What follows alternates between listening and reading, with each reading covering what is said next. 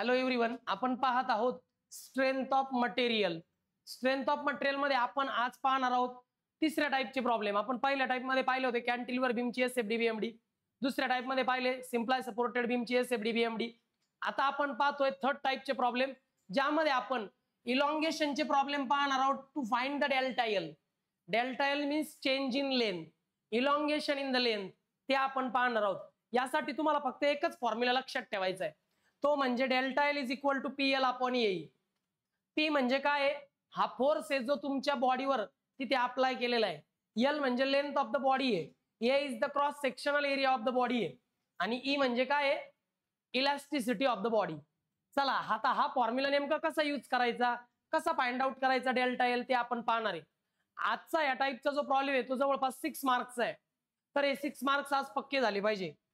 द्या इकडे लक्ष द्या. क्वेश्चन पेपरला आलेला हा क्वेश्चन आहे. ऑलरेडी हा रिपीटेड क्वेश्चन आहे, स्टार करा. आता ते म्हणतात की खाली एक त्यांनी बार दिलेला आहे.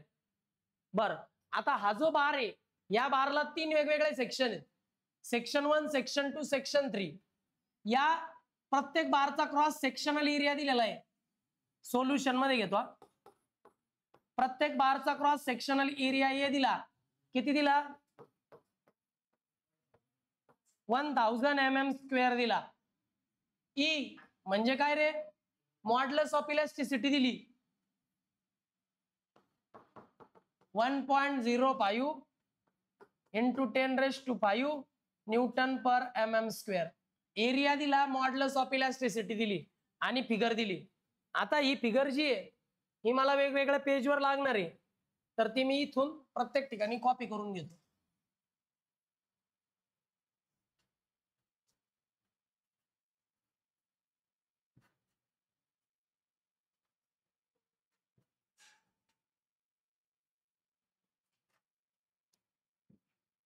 चला बाळांनो, आता लक्ष द्या. गिवन डाटा लिहून झालेला आहे आपला. क्रॉस सेक्शनल एरिया ए दिलेला आहे ऑलरेडी त्यांनी, मॉड्युलस ऑफ इलास्टिसिटी ई दिलेला आहे आणि आपल्याला वेगवेगळ्या सेक्शनवर वेगवेगळे फोर्स दिलेत. काही फोर्स टेन्साइल आहे, काही फोर्स कॉम्प्रेसिव्ह आहे, तर त्या पद्धतीने दिलेले आहे.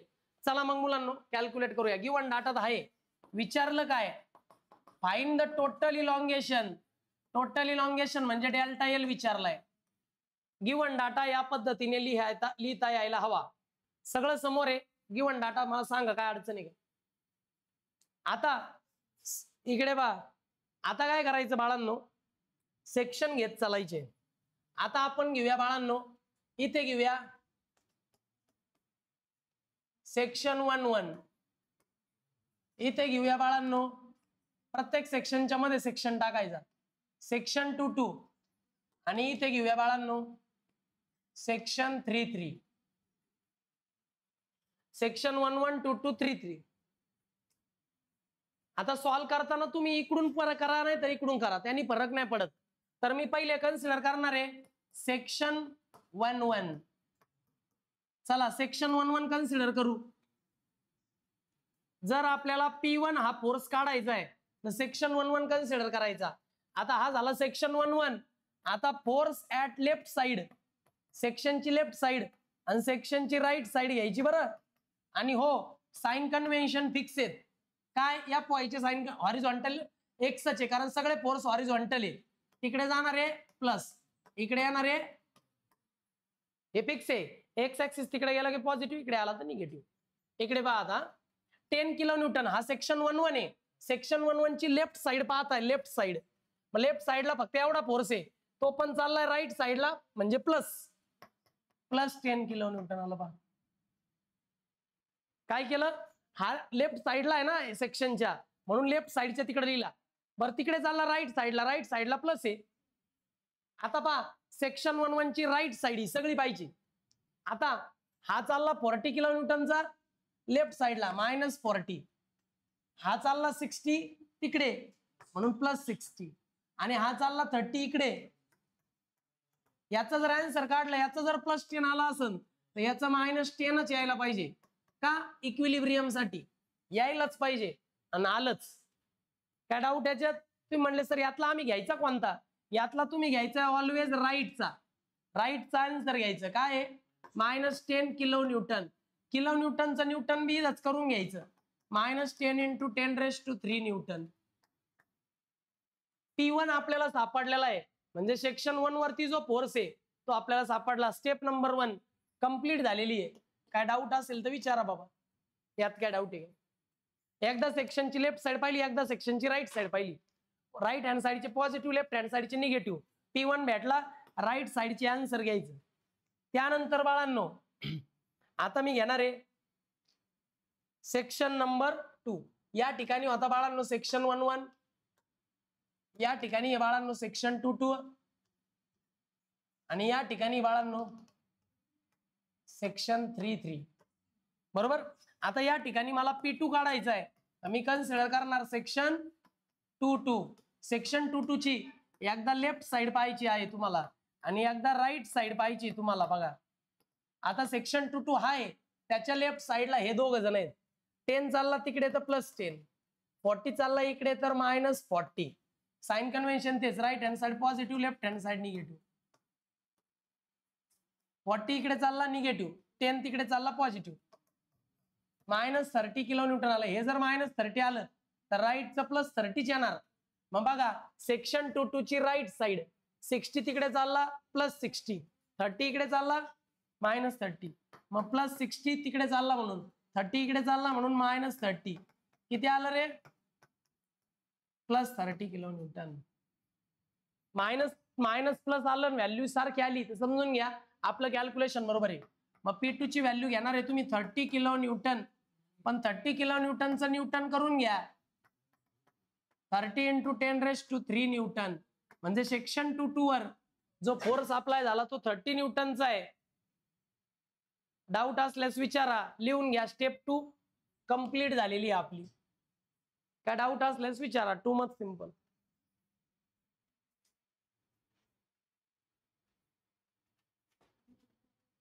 समजलंय?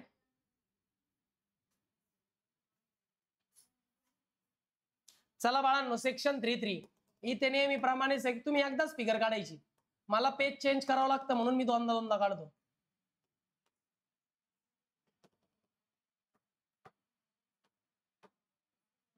आता मला काढायचं आहे P3, त्यासाठी पाहायचं आहे सेक्शन 3-3.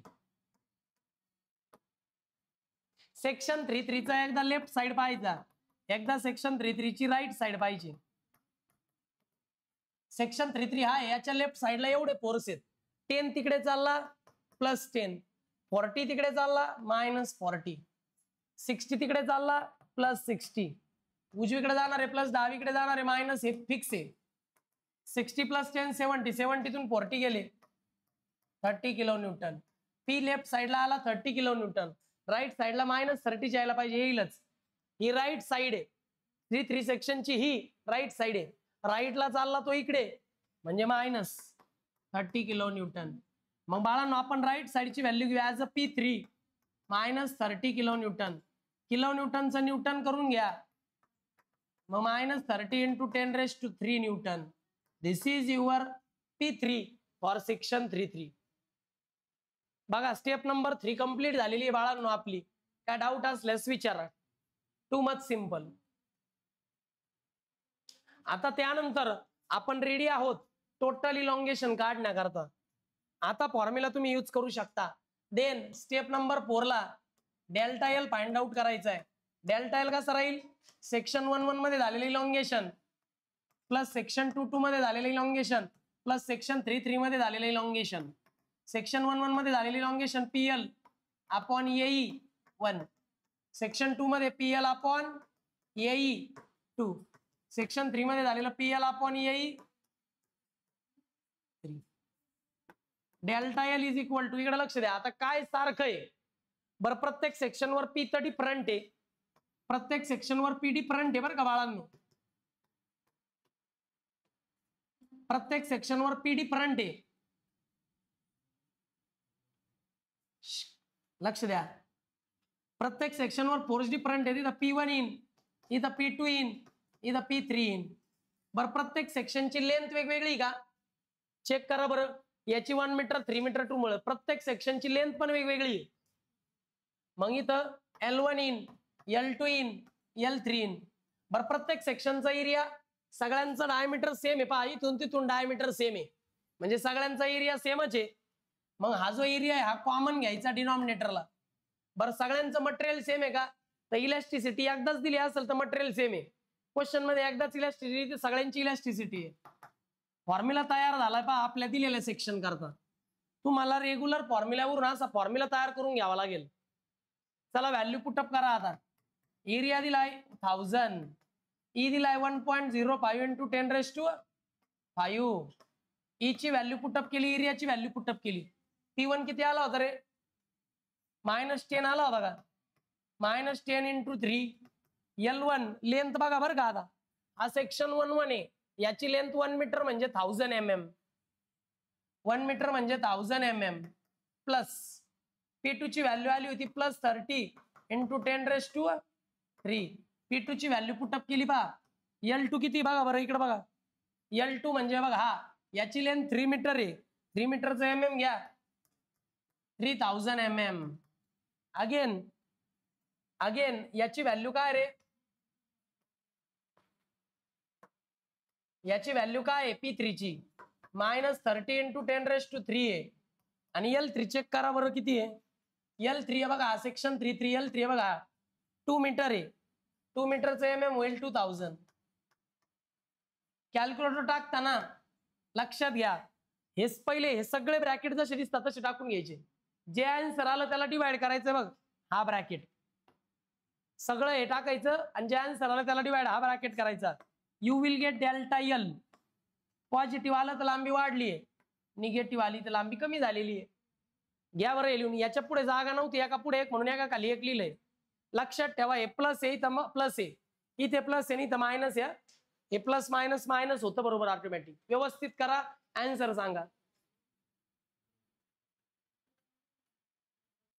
या ठिकाणी आन्सर आलेले प्लस मध्ये 0.19 0 mm म्हणजे पॉझिटिव्ह साईन काय सांगते? Positive sign indicates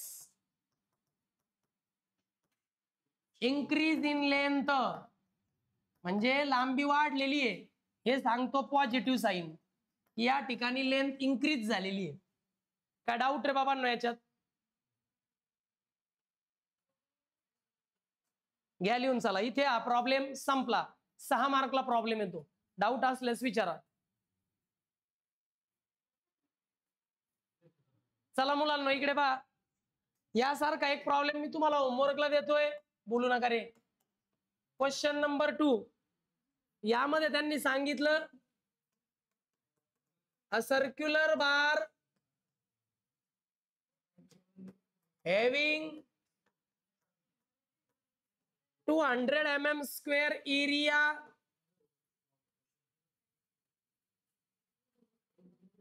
and E is equal to 2 into 10⁵ Newton per mm square. Find P and total elongation. Total elongation म्हणजे डेल्टा L आणि P फाइंड आउट करायचं आहे.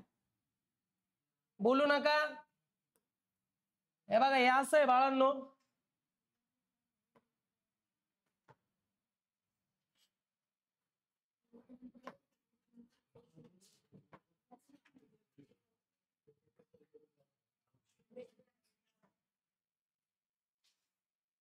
इथे 50 किलो न्यूटनचा लोड आहे. इथे P आहे. इथे 20 किलो न्यूटनचा लोड आहे. इथे 50 किलो न्यूटनचा लोड आहे. आणि मेन म्हणजे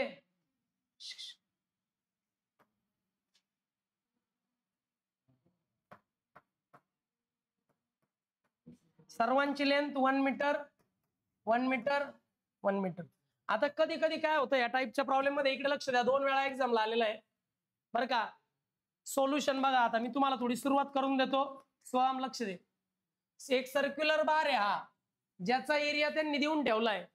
एरिया दिलाय 200 mm स्क्वेअर.